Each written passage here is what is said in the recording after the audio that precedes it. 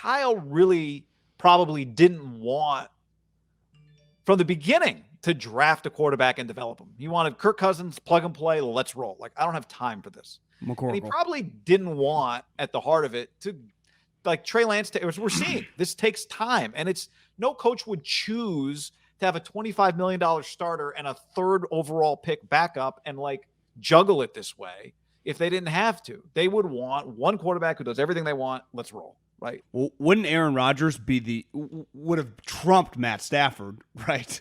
Obviously that domino was after. He knows the offense, knows the terminology, just won the MVP in the offense with some of his plays too, but Kyle would have, I'm sure, let him run some of those. Get in our DraftKings game. Sign up with the code HAM. The link is below. Go get in it. Yep. Promo code HAM. Also, mybookie.ag. You want to gamble this weekend? Use the promo code HAM1. Play some bets.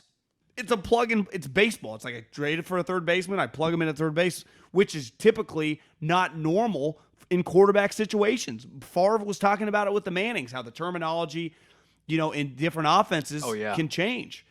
And from what I've heard, pretty good intel, is that they wanted Matt Stafford. Like, remember, that was something that we talked a lot about in probably late February, early March.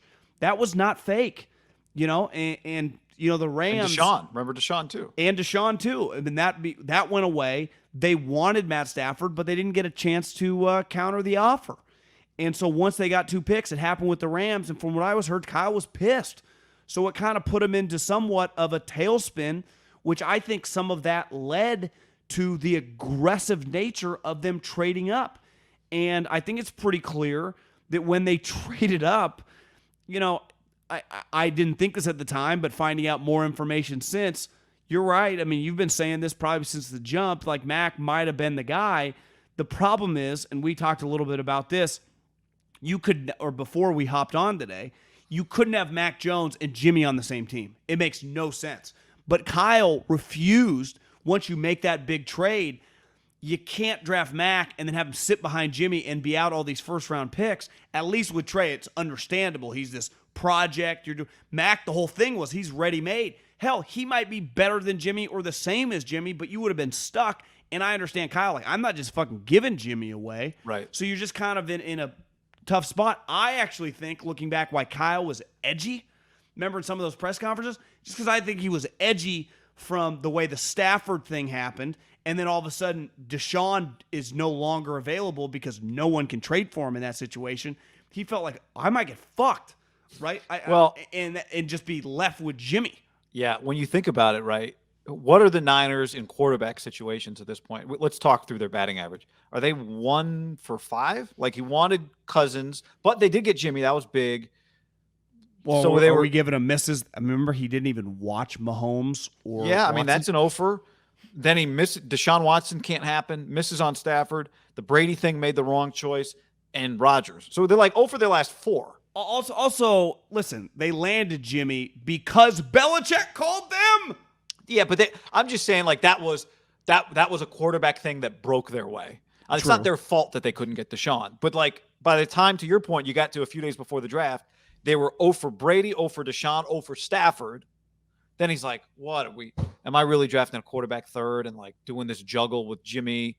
Like, I'm trying to, I'm working 2 phones at the same time trying to trade Jimmy, but maybe I'll keep Jimmy depending on if I draft that quarterback or that quarterback. You're right. He might have just been stressed out of his mind. I think he was. Then the Rodgers things present itself. Well, think about this guy. He wanted Stafford. I have that on good authority from several people. I mean, that's obvious. It's not. I think he basically said it, right? Yeah. So think about this. Not only does he not get Stafford, Stafford goes to the Rams. Right. I would say if Stafford had ended up on kind of an inside job.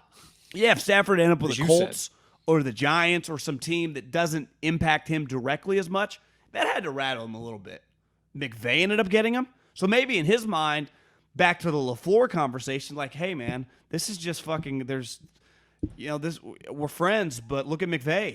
He knew I wanted Stafford. This is a war. This is football. We're trying to win, So the Rodgers thing, like, listen, he hadn't been on the top of our board, right? Because we just thought he's the reigning MVP. He called us. So they just got a little desperate in the draft, and we won't really know for years if this thing plays out, because also the other thing Trey's going to be compared to is the other quarterbacks in this draft. So if they would have had Aaron Rodgers, if they would have been able to trade pick 3 and a future second and Jimmy to him or whatever, their team would have been the same just with Aaron Rodgers. So they would be better right now. I think if they would have been able to get Stafford for 2 first-round picks, they would also be better right now. That's got to be part of the thing that pisses him off. They'd be better right now with Stafford, because the Rodgers thing was not really reasonable, right? The Stafford thing was, and they would have been better, but they couldn't get him, and the Rams got him, and they're 2-0. I actually think this is one of the biggest games Stafford's ever played in the NFL this weekend, don't you? At home, Bucks. I know it's early, but still. Yeah. Like, when's the last time he had a meaningful game? It'd be a much bigger, and the significance of a win would be huge for him. You'd start talking about, can you guys play one seed? Especially if he throws 3 touchdowns and he's good. Don't you think that's got to be part of what pisses him off? Like anybody who's ever applied for a job and they see somebody else get the job and they go, no, look at my resume. My resume is better than that person's resume. And, you know, what you can't account for is sometimes somebody just wants to work with a different person than you, even if your resume is better. Like, no, we want this other person for maybe some reasons we can't say. Maybe there are things that come into it that we can't share, but that's that. Because Kyle had to turn to John Lynch and be like, what are these guys doing? Like, I could have given him Garoppolo. He's better than Goff. We could have given him a better first-round pick than the one they got. Like, we could have given Detroit a better offer. And at the end of the day, Detroit wanted to deal with the Rams, not with the Niners, period. And they might look at it, what you said, Robert Saleh owes Kyle Shanahan. Well, maybe the new GM of the Lions owes McVay and owes the Rams organization, right? Yeah. And he just, there was nothing that the Niners could have offered 15 first-round picks. There was nothing they could have done. And that probably pisses you off. It's like, what are they doing? This is malpractice. I could have given them a better offer. But I think maybe if they would have offered something just outrageous, they probably would have been able to get him.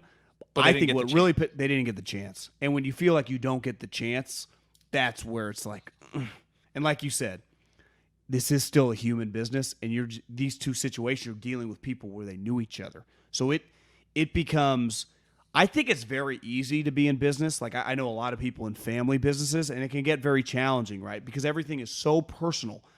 Like in our business right now. Now some of our advertisers now, you get to know better, but we've done a lot of advertising over the years with people big companies or whatever. It's not like, it's not human to human, really. It's just transactional.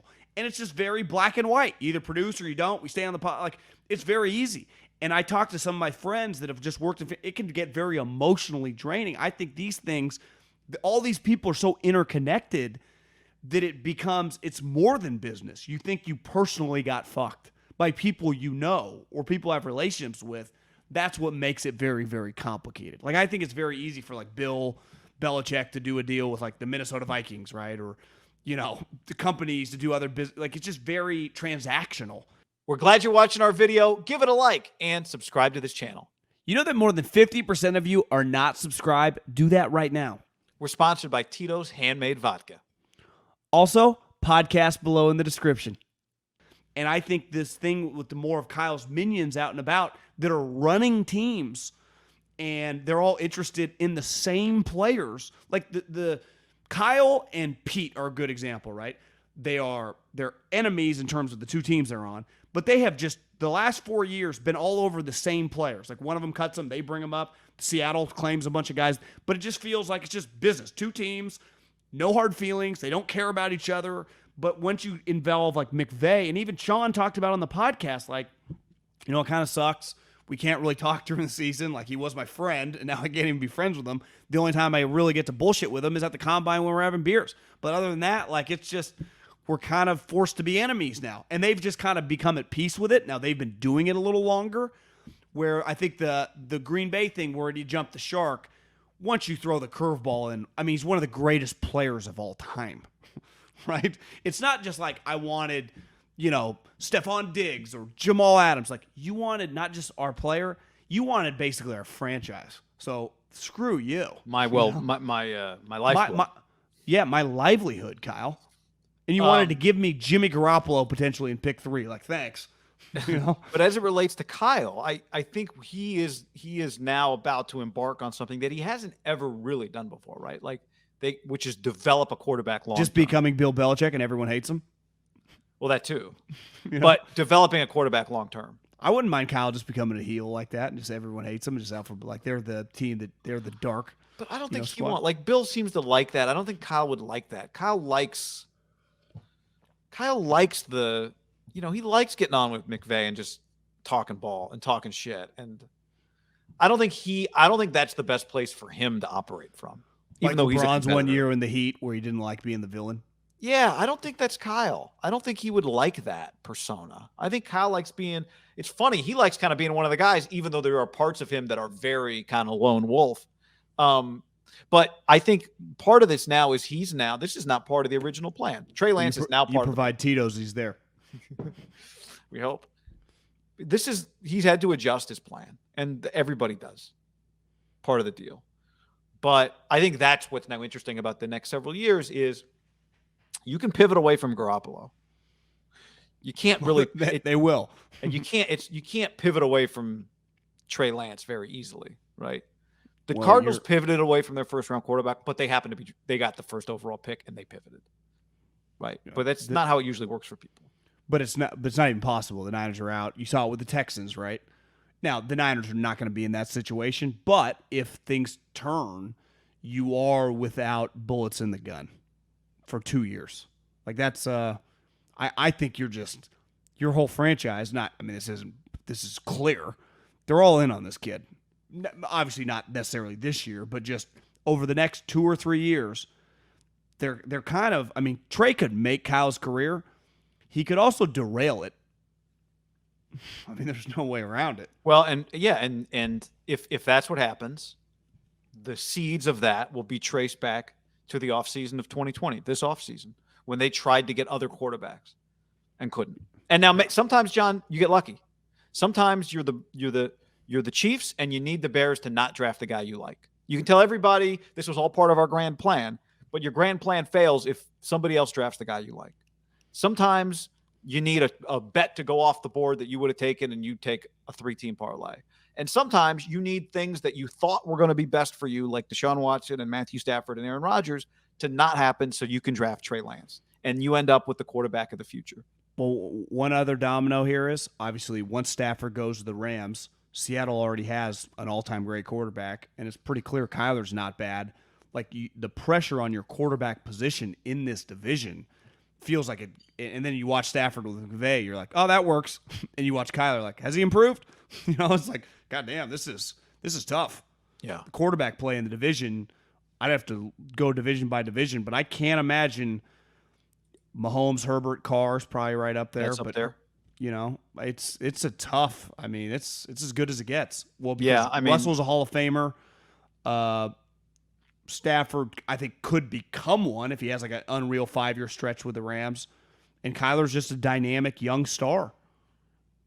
So the pressure on Trey Lance is immense whenever he gets it's by far the most talented quarterback division. The two West, shockingly, these are the two divisions that we're talking about are the two best divisions. They're the two best quarterback divisions right now. And aren't there records? They have all they're combined. The West is 7-1, and the AFC West is 6-2, and the NFC West is 7-1. So they're 13-3.